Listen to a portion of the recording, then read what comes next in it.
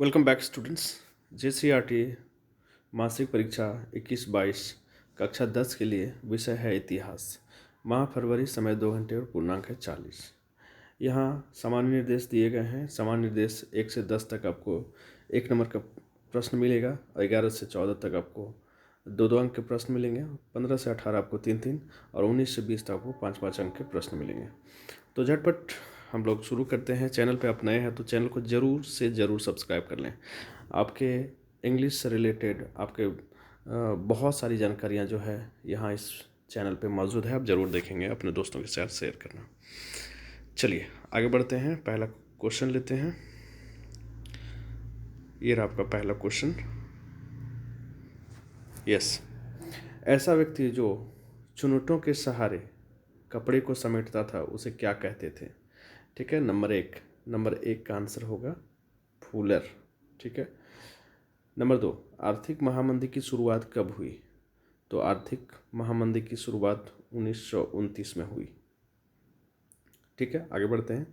3 number, James Watt ने किसके द्वारा बनाए गए भाप के इंजन में सुधार किए? नंबर 3 का आंसर हो जाएगा न्यू कॉमेन के जो आविष्कार थे उसमें सुधार किए। आगे बढ़ते हैं, चौथा क्वेश्चन लेते हैं। चौथा क्वेश्चन आपका ये रहा। चौथा क्वेश्चन, रिंडर पोस्ट क्या था?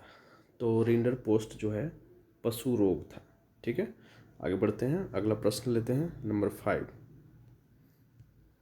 यस, नंबर 5 जो है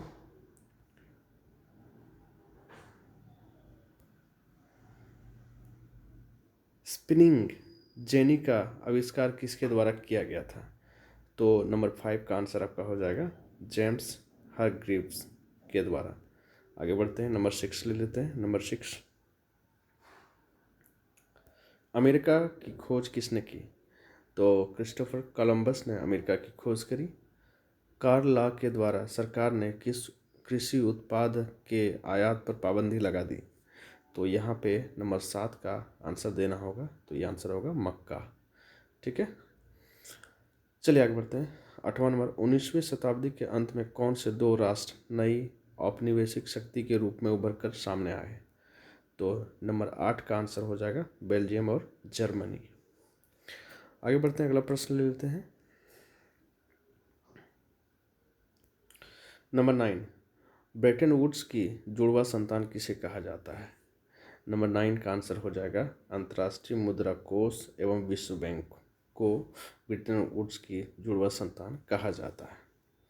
नंबर 10, सविनय अवज्ञा आंदोलन किसने शुरू किया था?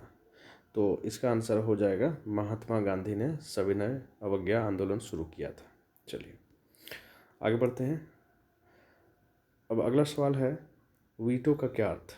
चलिए इसका आंसर मैं आपको बताता हूँ। चैनल को सब्सक्राइब जरूर से ज़रूर कर लेना। देखिए, वीटो एक लैटिन शब्द है, लैटिन भाषा का शब्द है। इस शब्द का अर्थ होता है मैं निषेध करता हूँ। इसके तहत किसी देश के अधिकारी को एक किसी कानून को रोकने का अधिकार है। वीटो शक्ति एक तरह का अधिकार है किसी चीज़ को रोकने का। एकाएक किसी चीज़ को, किसी अधिकारी के कानून को रोकने का एक तरीका है। आगे बढ़ते हैं। नंबर 12, द्वितीय विश्व युद्ध में मित्र राष्ट्र समूह में कौन कौन से देश शामिल थे? तो इसका आंसर चलिए बताता हूँ मैं। इसका आंसर इसके बीच वाला लाइन को आप लिखेंगे। सेकेंड विश्व युद्ध के दौरान ग्रेट ब्रिटेन, फ्रांस, अमेरिका एवं रूस मित्र राष्ट्र देश थे। ठीक है, आगे बढ़ते हैं, अगला प्रश्न लेते हैं।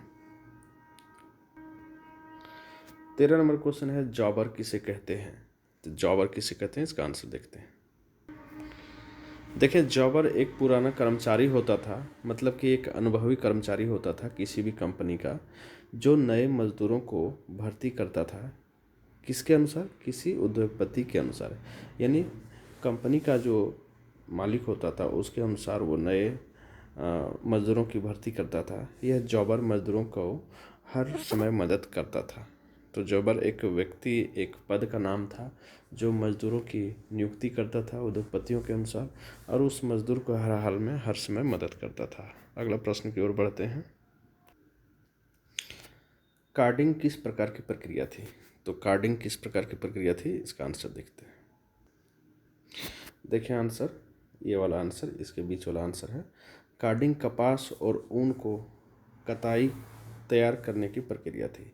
यानी कपास और ऊन को कताई करने की प्रक्रिया जो थी उसे कार्डिंग कहा जाता था। आगे बढ़ते हैं, अगला प्रश्न लेते हैं। व्यापार अधिशेष से क्या समझते हैं, तो इसका आंसर देखते हैं। साथ ही साथ एक और प्रश्न है, गुमास्त कौन थे, उनके क्या कार्य थे। तो 15 और 16 का आंसर एक साथ में देता हूँ मैं। देखिए पहले 15 का देख लेते हैं।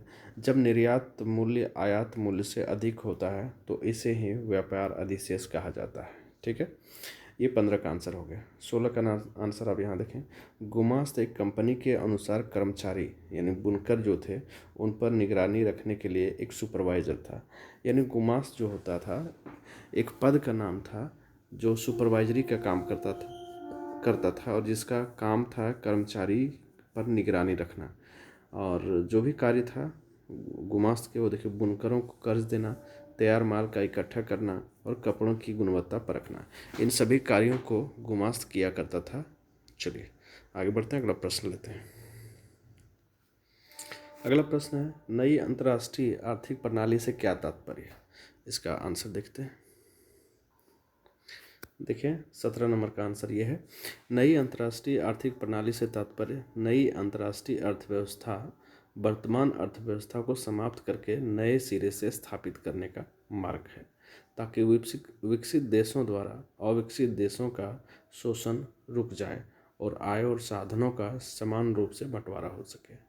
ठीक है, इसको आप नोट कर लेंगे, चैनल को आप सब्सक्राइब कर लेंगे बच्चों, आपके परीक्षा से रिलेटेड सभी बातें यहाँ बताते हैं। 18 नंबर प्रश्न देखें, युद्धोत्तर काल में पुनर्निर्माण का काम किन दो बड़े प्रभावों के साये में आगे बढ़ा। आगे बढ़ते हैं, इसका आंसर देखते हैं। इस प्रश्न का उत्तर इस तरह से आप लिखेंगे, युद्धोत्तर काल में पुनर्निर्माण का कार्य इनके प्रभाव से आगे बढ़ा। कौन कौन प्रभाव थे?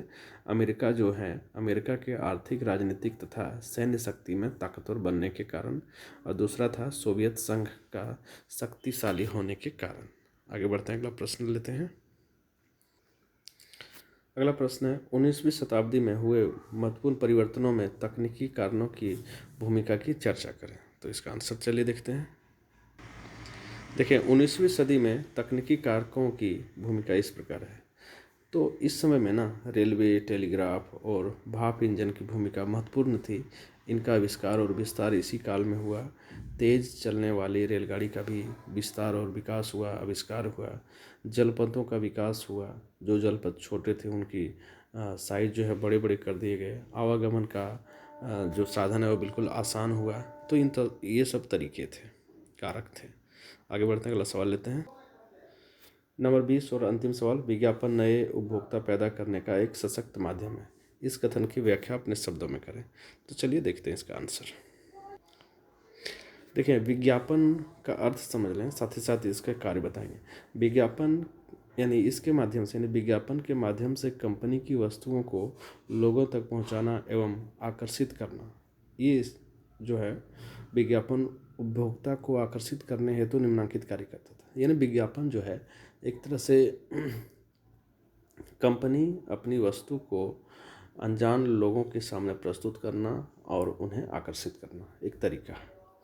इनके कार्य क्या क्या हैं? नए उत्पादन की जानकारी प्रदान करना, जैसे टीवी रेडियो पे आप जो सुनते हैं देखते हैं, शैम्पू का प्रचार, फ़ोन का प्रचार, तो एक तरह से ये विज्ञापन है और लोगों को आकर्षित करते हैं।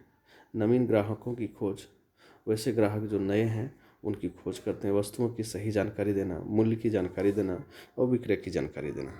सो thanks for watching, wait for the next video.